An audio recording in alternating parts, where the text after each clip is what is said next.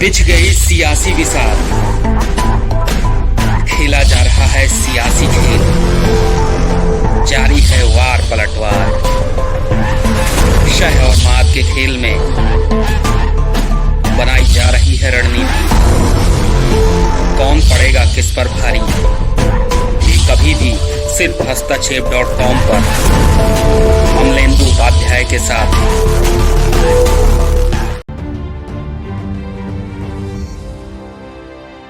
कर्नाटक और मध्य प्रदेश में सरकार गिराने के बाद अब बीजेपी की नजर महाराष्ट्र पर है, जहां सत्ता पर काबिज होने के लिए वो पूरा जोर लगा रही है। लेकिन उसके मंसूबे कामयाब होते नजर नहीं आ रहे हैं, बल्कि अब पार्टी को ही बड़ा झटका लग सकता है। जी हां, एनसीपी नेता ने ऐसा बयान दे दिया है जिससे बीजेपी की नींव हिल सकती है। यहां तक कि पार्टी में भागम भाग का दौर भी शुरू हो सकता है। महाराष्ट्र में जब से शिवसेना, कांग्रेस और एनसीपी ने मिलकर गठबंधन की सरकार बनाई है, तब से बीजेपी वहां जोड़ तोड़ का खेल करने में जुटी है। पार्टी की कोशिश है कि किसी तरह से तीनों दलों के विधायकों को तोड़कर अपने पाले में लाया जा सके। यही वजह है कि पिछले दिनों पार्टी नेताओं की ओर से दावा किया गया था कि एनसीपी के 12 विधायक हमारे संपर्क में हैं, लेकिन बीजेपी का ये दावा पार्टी को ही बेदम साबित कर सकता है, क्योंकि एनसीपी ने बीजेपी के दावे को खारिज कर दिया है।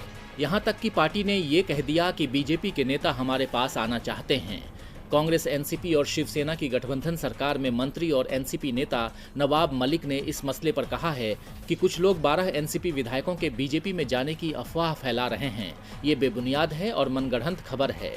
नवाब मलिक ने यह भी दावा किया कि बीजेपी के विधायक उनके संपर्क में हैं।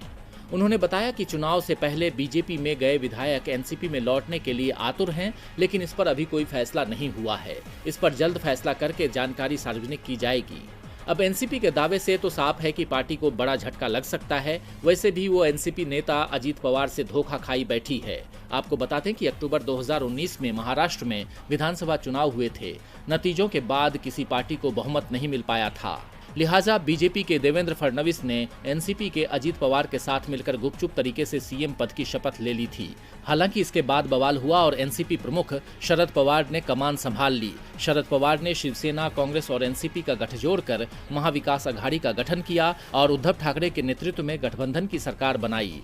इस सरकार गठन के बाद से बीजेपी की महत्वाकांक्षाएं हिलोरे मार रही हैं, जिन्हें पूरा करने के लिए पार्टी कुछ भी करने को तैयार है, मगर इस कोशिश में कमल ही बिखरता नजर आ रहा है।